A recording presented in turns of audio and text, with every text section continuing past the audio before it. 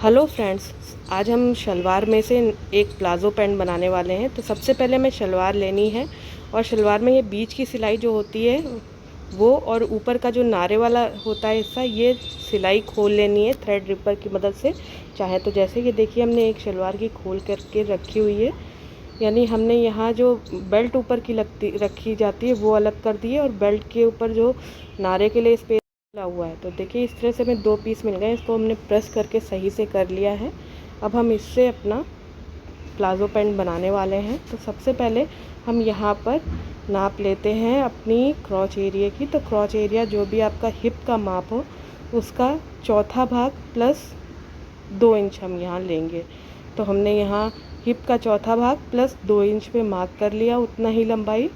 और फिर इधर अगर आप प्लस साइज़ का बना रहे हैं तो 3 इंच लीजिए, और अगर आप नॉर्मल बना रहे हैं तो 2 इंच ले सकते हैं। तो हम यहाँ पे 3 इंच ले रहे हैं। तो ये इस तरह से हमने 3 इंच ले लिया क्रॉच का निशान। फिर इधर से हमने गोलाई दे ली, तो ये क्रॉच बन गया हमारा। अब हमें ऊपर की तरफ जो फोल्डिंग करनी है लास्टिक के लिए वो हमने मार्क कर लिया, ये हमारा फोल्ड हो जाएगा लास्टिक के लिए। नीचे की तरफ जो हमारे पहचा बना होता है उसकी लंबाई नाप लेते हैं। तो लंबाई हमें 37 इंच चाहिए, तो नीचे का पहचा निकाल देने के बाद भी हमें 37 इंच मिल जाएगा। हमने आपने देखा होगा लंबाई नापी है तो फोल्डिंग वाला हिस्सा छोड़ के नापी है। तो इस तरह से हमें ये कटिंग कर ले रही है नीचे का जो पहचा है। अब हमें जितना रखना है यहाँ पे पहुँचा उतने पर निशान रख लेंगे। तो हमें 6 इंच चाहिए, आधा इंच सिलाई का, तो 6.5 पे मार्क कर लिया।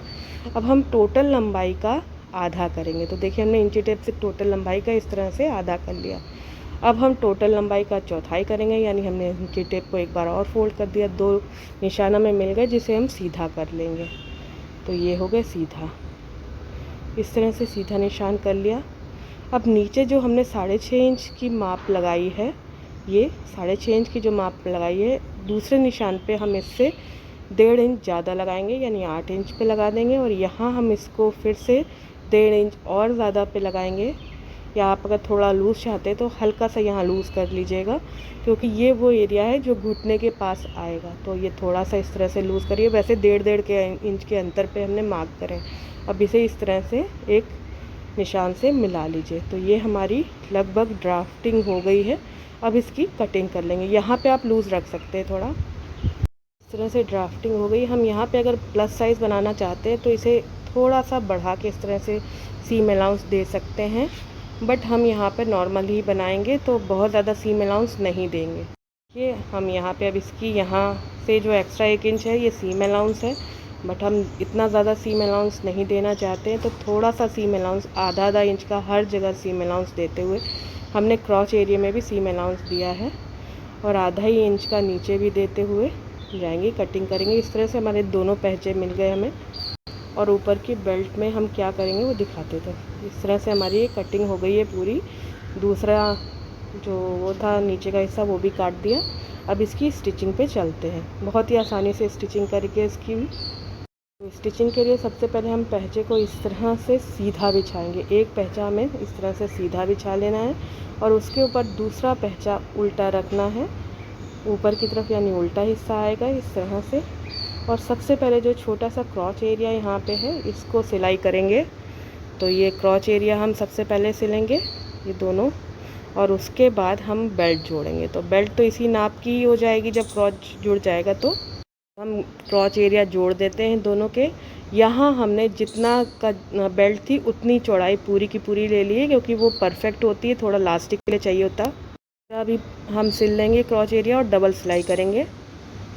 अब ये क्रॉच एरिया जुड़ गया है, तो अब हम सबसे पहले इस पर बेल्ट जोड़ेंगे। तो ये बेल्ट हम जोड़ लेते हैं इस पर। ये इस तरह से हमारे जो नीचे का हिस्सा तैयार हुआ है उस पर ये बेल्ट सीधे रख के ऐसे ही जोड़ते हुए जाएंगे गोलाई में।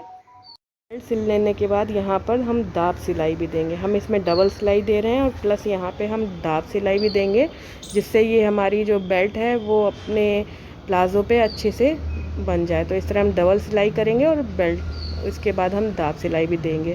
तो इस तरह से लगभग हमारा पूरा हो गया है। अभी दिखाते हैं। इसके बाद जो नीचे का पहचा है इसको हम डबल फोल्ड कर लेंगे, ये देखिए इस तरह से डबल फोल्ड कर लेंगे और उसको दोनों पहचों को इस तरह से डबल फोल्ड करके हम अंदर की तरफ सिलाई कर लेंगे। नीचे पहचे जैसे शलवार में होते हैं उस तरह के नहीं होते, हमने यहाँ लगभग 1.25 इंच का इस तरह डबल फोल्ड करके नीचे का पहचा दोनों बना लेना है।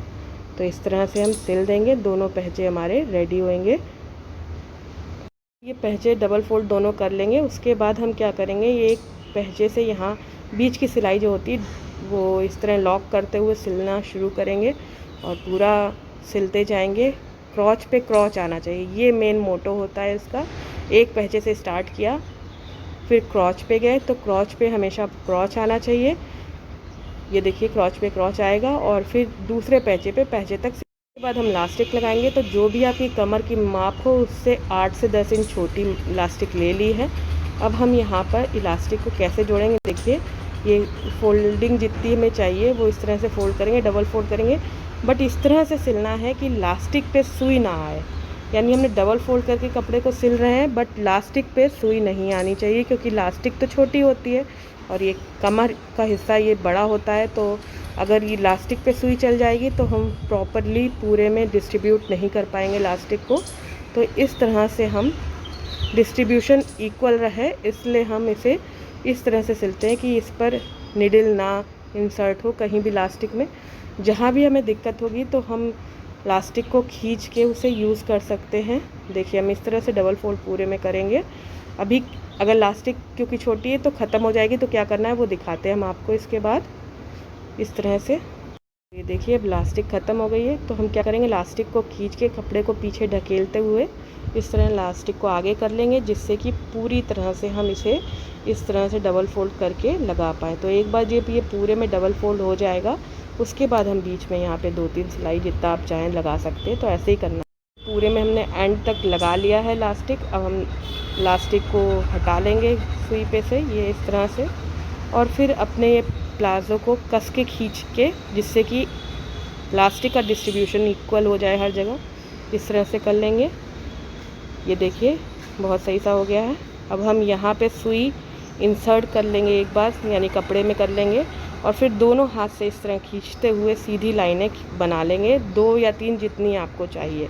तो इस तरह से हम इलास्टिक लगाने के और भी वीडियो हमने जितने भी प्लाज़ो किए हैं आप देख सकते हैं, वहाँ से भी इस तरह से ये इलास्टिक पूरी आपस में लगा लेना है। ये है पैंट प्लाज़ो का फाइनल लुक जो कि शलवार से बना है। अगर आपको ये ट्यूटोरियल अच्छा लगा हो तो इस वीडियो को लाइक शेयर ज़रूर कीजिएगा, और अगर चैनल पे नए हैं तो सब्सक्राइब बटन दबा के बेल आइकन ज़रूर दबाइएगा। आई होप आपको ये वीडियो अच्छा लगा। Thank you.